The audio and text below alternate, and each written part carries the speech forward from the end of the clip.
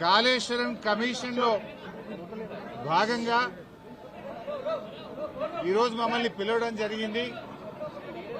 Commission అడిగిన అన్ని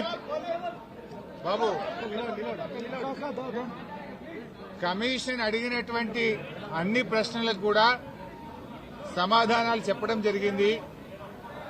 వారికి సమాధానాలు నోటి మాటగా చెప్పడమే కాదు, అన్ని రకాల ఎవిడెన్స్లు కూడా పూర్తి స్థాయిలో అందించడం జరిగింది.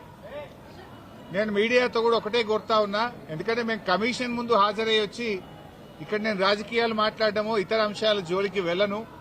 రాజకీయాలుంటే రేపు మాట్లాడుకుందాం, క్వశ్చన్ అండ్ ఆన్సర్స్ రేపు అడగండి, అన్నిటికీ ఆన్సర్ ఇస్తా. బట్ ఈరోజు ఎందుకంటే కమిషన్ ముందు ఏం జరిగిందో మీకు కావాలి, ఎందుకంటే ఐ కెనాట్ మిస్గైడ్. లోపల ఒకటి చెప్పి బయట ఒకటి చెప్పడం అనేది తప్పవుతుంది.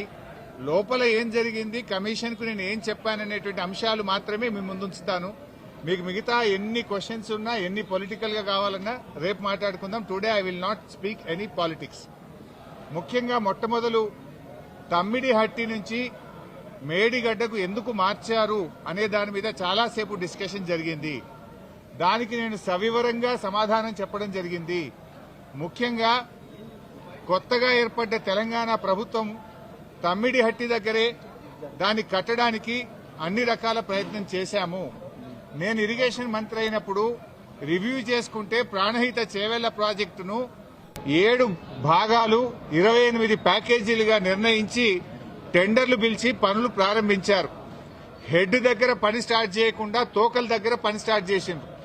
ఎక్కడైతే నీళ్లు డ్రా చేయాలో, ఎక్కడైతే తమ్మిడిహట్టి దగ్గర నుంచి నీళ్లు తేవాలో అక్కడి నుంచి పని ప్రారంభించకుండా ఎక్కడెక్కడో కాలువలు టన్నెలు తవ్వారు. సో నేను ఇరిగేషన్ మంత్రి అయిన తర్వాత రివ్యూ చేసి, మరి ఈ ప్రాజెక్టులో ఆల్రెడీ ఖర్చు జరిగింది కదా, దీన్ని కొనసాగించాలని అప్పటి మహారాష్ట్ర కాంగ్రెస్ ప్రభుత్వానికి మేము కన్సల్ట్ చేశాం. హసన్ మిష్రిఫ్ గారు కర్ణాటక ఇరిగేషన్ మినిస్టర్ గా ఉంటే ఆయన దగ్గరికి ప్రభుత్వం ఏర్పడ్డ నెల రోజులకే వెళ్లి, మీరు దయచేసి మాకు అనుమతి ఇవ్వండి, మేము ఇక్కడే మహారాష్ట్ర ప్రభుత్వానికి మేము కోరాం, దయచేసి మాకు అనుమతి ఇవ్వండి, మేము మా వాళ్ళు మాకంటే ముందున్న ప్రభుత్వం మరి తమ్మిడిహట్టిని నిర్ణయించుకొని ఆల్రెడీ పనులు ప్రారంభించారు, 28 ప్యాకేజీలకు టెండర్లు పిలిచారు, మమ్మల్ని ఇక్కడ కట్టుకోవడానికి అనుమతి ఇవ్వండి అని అప్పటి మహారాష్ట్ర కాంగ్రెస్ మంత్రి, నీటిపారుదల శాఖ మంత్రి హసన్ మిష్రిఫ్ గారిని కోరాం. ఆ మినిట్స్ ఆఫ్ ద మీటింగ్ కూడా కమిషన్ కి అందించాను. ఆనాడు ఇరిగేషన్ మంత్రిగా ఉన్నటువంటి మిష్రిఫ్ గారు చాలా స్పష్టంగా ఏం చెప్పిందంటే, మేము 7 ఏళ్లుగా ఇక్కడ కట్టడానికి ఒప్పుకోలేదు, మా రాష్ట్రంలో ధర్నాలు ఉద్యమాలు జరుగుతా ఉన్నాయి, మేము 152 మీటర్ల దగ్గర ఒప్పుకోలేము. ఈ విషయం మీద మా ముఖ్యమంత్రి పృథ్వీరాజ్ చౌహాన్ గారు మీ ముఖ్యమంత్రి కిరణ్ కుమార్ రెడ్డికి ఇప్పటికే లేఖ రాశారు అని ఆ లేఖ నాకు అందించారు. ఆ లేఖను ఇప్పుడు కమిషన్ దృష్టికి తీసుకుపోయాను నేను. ఆ లేఖలో ఏముందంటే, మీకు మీరుగా నిర్ణయించుకొని పనులు ప్రారంభిస్తే మీరు చేసే ఖర్చు, మీరు చేసే డబ్బు ఏదైతే ఖర్చు చేస్తుందో అదంతా వృధాగా మారే అవకాశం ఉంది అని పృథ్వీరాజ్ చౌహాన్ గారు మన రాష్ట్ర ముఖ్యమంత్రికి రాసిన లేఖను ఆనాటి కాంగ్రెస్ మంత్రి నాకు ఇచ్చారు. అంటే మీరు ఇట్లా పోతున్నారు, తప్పు అనే విషయం, ఆ విషయం కూడా కమిషన్ దృష్టికి తీసుకుపోయాం. ఎట్ ద సేమ్ టైం ఒక 5-6 మీటింగ్లు జరిగినాయి మహారాష్ట్ర తెలంగాణ మధ్య. 5-6 మీటింగ్లు మినిస్టర్ లెవెల్లో, ఇంజనీర్ల లెవెల్లో, ఫైనల్ గా ముఖ్యమంత్రి కేసీఆర్ గారు స్వయంగా మహారాష్ట్రకు వచ్చి మహారాష్ట్ర ముఖ్యమంత్రి ఫడ్నవీస్ గారితో జరిగిన చర్చల మొత్తం సారాంశాన్ని వారికి చెప్పే ప్రయత్నం చేశాం. ఎందుకంటే అనేక ప్రయత్నాలు చేశాం. మహారాష్ట్రలో కాంగ్రెస్ ప్రభుత్వంపై బీజేపీ ప్రభుత్వం వచ్చింది. అప్పుడు గిరీష్ మహాజన్ గారు నీటిపారుదల శాఖ మంత్రిగా ఉంటే 2015 జనవరిలో నేను వెళ్లి గిరీష్ మహాజన్ గారిని కూడా, మీరు ఎంత నష్టపరిహారం అడిగినా ఇస్తాము, దయచేసి మాకు ఉద్యమాల్లో నుంచి వచ్చిన ప్రభుత్వం, నీళ్ల కోసమే తెలంగాణ ఉద్యమం జరిగింది, నీళ్లే మాకు జీవాధారం, మాకు తమ్మిడిహట్టి దగ్గర అనుమతించండి అని గిరీష్ మహాజన్ గారిని కూడా కోరాం. ఆయన కూడా ససేమిరా అన్నారు. అప్పుడు మన రాష్ట్ర ముఖ్యమంత్రి కేసీఆర్ గారు స్వయంగా మహారాష్ట్రకు వచ్చి అక్కడ మహారాష్ట్ర రాజ్భవన్ లో విద్యాసాగర్ రావు గారి గవర్నర్ గారి సమక్షంలో మహారాష్ట్ర ముఖ్యమంత్రి ఫడ్నవీస్ గారిని 17 ఫిబ్రవరి 2015 రోజు తమ్మిడిహట్టి దగ్గర బ్యారేజ్ కట్టడానికి అనుమతి ఇవ్వండి అని అనేక రకాలుగా కేసీఆర్ గారు మహారాష్ట్ర ప్రభుత్వాన్ని, మహారాష్ట్ర ముఖ్యమంత్రి గారికి విజ్ఞప్తులు చేశారు. అయినా వారు ససేమిరా అన్నారు. ఫడ్నవీస్ గారు మాట్లాడుతూ మాకంటే ముందు 7 ఏళ్లు కాంగ్రెస్ ప్రభుత్వం ఉండే, 7 ఏళ్లు కాంగ్రెస్ ప్రభుత్వం తమ్మిడిహట్టి దగ్గర ఒప్పుకోనప్పుడు ఇవాళ నేను బీజేపీ గవర్నమెంట్ ఆ రోజు తమ్మిడిహట్టి దగ్గర కట్టొద్దని నేనే ధర్నాలు చేసినా, పోరాటాలు చేసినా, ఇవాళ నేనెట్లా ఒప్పుకుంటా, రాజకీయంగా అది ఎట్లా సాధ్యమైతుంది, ఒప్పుకునే ప్రశ్నే లేదని ఆ రోజు కరాఖండిగా మహారాష్ట్ర ముఖ్యమంత్రి గారు కేసీఆర్ గారికి చెప్పారు.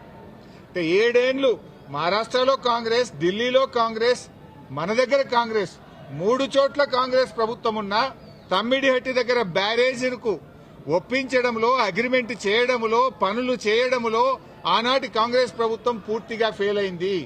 నాటి కాంగ్రెస్ ప్రభుత్వంలో ఉత్తమ్ కుమార్ రెడ్డి, కోమటిరెడ్డి వెంకటరెడ్డి, శ్రీధర్ బాబు వీళ్లే తెలంగాణ ప్రాంతం నుంచి మంత్రులుగా ఉన్నారు. మీరు పట్టించుకోలే, 7 ఏళ్లు మీరు చేయలే. బట్ అయినా మేము అన్ని రకాలుగా ప్రయత్నం చేశాం.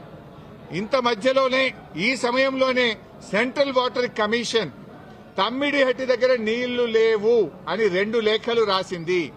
2 లేఖల్లో స్పష్టంగా అక్కడ నీటి లభ్యత తక్కువ ఉంది, మీరు ప్రత్యామ్నాయం చూసుకోండి అని మనకు కేంద్ర సిడబ్ల్యూసి మనకు చెప్పడం జరిగింది. అదేవిధంగా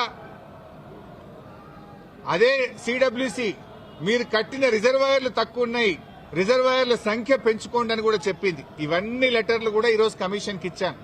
సిడబ్ల్యూసి నుంచి వచ్చిన 3 లేఖలు ఈరోజు కమిషన్కి ఇచ్చాం. అప్పుడు కూడా కేసీఆర్ గారు ఒకవైపు మహారాష్ట్ర ఒప్పుకోవడం లేదు, రెండవ వైపు నీళ్లే లేవు. ఈ పరిస్థితుల్లో ఏం చేయాలని కేంద్ర ప్రభుత్వ సంస్థ వ్యాప్కోస్ కు కేసీఆర్ గారు మరి ఏం చేయాలో ప్రత్యామ్నాయం సూచించండి అని వ్యాప్కోస్ కు మేము ఇవ్వడం జరిగింది. వ్యాప్కోస్ ఎవరో అల్లాటప్ప సంస్థ కాదు, అది సిడబ్ల్యూసీలో అంతర్భాగము, కేంద్ర జలవనరుల శాఖలో అంతర్భాగము. ఆ వ్యాప్కోస్ కి ఇస్తే వ్యాప్కోస్ లైడార్ సర్వే చేసి డీటెయిల్డ్ గా ఎగ్జామిన్ చేసి మాకు మేడిగడ్డ దగ్గర నీటి లభ్యత ఉంటుంది, అక్కడ ప్రాజెక్టు కట్టుకోండి అని వ్యాప్కోస్ అనే సంస్థ చెప్పింది. ఆ వివరాలు కూడా కమిషన్ కి అందించాం. సో వ్యాప్కోస్ నివేదిక మేరకు, సెంట్రల్ వాటర్ కమిషన్ సూచనల మేరకు మహారాష్ట్ర ఒప్పుకోకపోవడం వల్ల మన ఇంజనీర్ల రికమెండేషన్ మేరకు ఆనాడు రాష్ట్ర ప్రభుత్వం నీళ్లు లేని చోట నుంచి నీళ్లున్న చోటకు మేడిగడ్డ ప్రాజెక్టుకు రూపకల్పన చేశాం. మీరు ఆనాడు నీళ్లు లేని చోట ప్రాజెక్టు ఇరికిచ్చే ప్రయత్నం చేసినారు. 7 ఏళ్లలో మహారాష్ట్రాన్ని ఒప్పించలేకపోయారు. అక్కడ వైల్డ్ లైఫ్ ప్రాజెక్టు కూడా ఉంది, చాప్రాల్ అనే వైల్డ్ లైఫ్ ప్రాజెక్టు కూడా తమ్మిడిహట్టి దగ్గర ఉంది. వైల్డ్ లైఫ్ ప్రాజెక్టుకు అనుమతి రావాలంటే 10 ఏళ్లు అవుతుంది. మరి పోరాటాల నుంచి నీళ్ల కోసం ఉద్యమించిన తెలంగాణ ప్రభుత్వం నీళ్ల కోసం మేము వ్యాప్కోస్ యొక్క ఆలోచన మేరకు, సూచనల మేరకు నీళ్లు లేని చోట మీరు ప్రాజెక్టు ప్రతిపాదిస్తే నీళ్లు ఉన్న చోటికి మార్చడం జరిగింది. ఎందుకు మార్చామనేది documents, evidences, meeting minutes, central water commission లెటర్లు, మహారాష్ట్ర ముఖ్యమంత్రి రాసిన లెటరు అన్నింటినీ కూడా కమిషన్ కు పూర్తి ఆధారాలతో సహా సమర్పించడం జరిగింది. ఎందుకు మార్చవలసి వచ్చిందో సవివరంగా చెప్పేటువంటి ప్రయత్నం మేము చేయడం జరిగింది. కాళేశ్వరం కార్పొరేషన్ కు కేబినెట్ అనుమతి ఉందా అని అడిగారు. కేబినెట్ అనుమతి ఉంది అని స్పష్టంగా వివరాలన్నీ కూడా అందించడం జరిగింది. అదేవిధంగా బ్యారేజీ లొకేషన్ మార్పుల గురించి కూడా అడిగారు.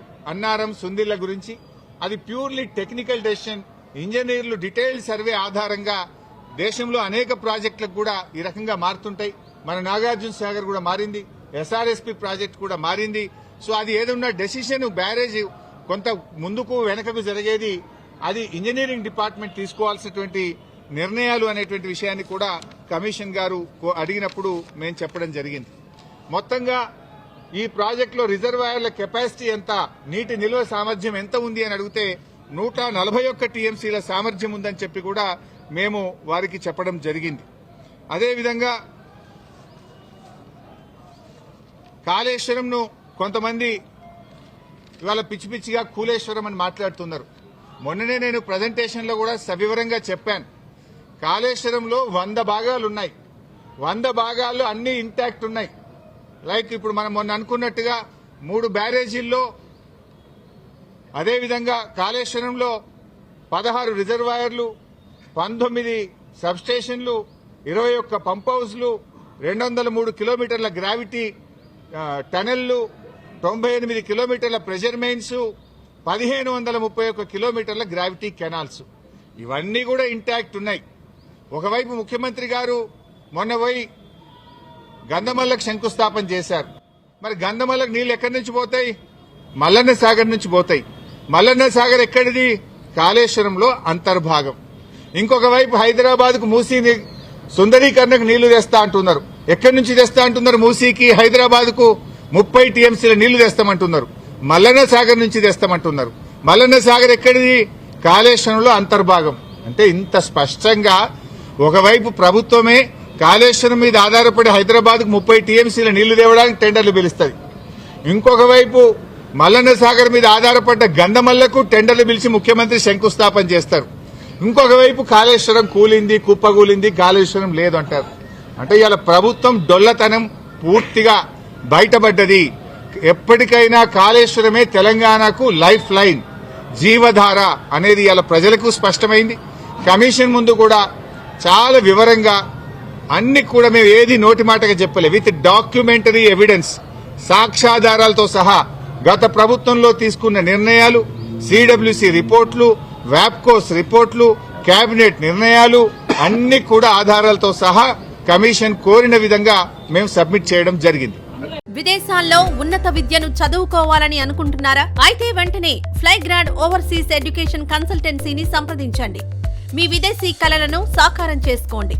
ఫ్లైగ్రాండ్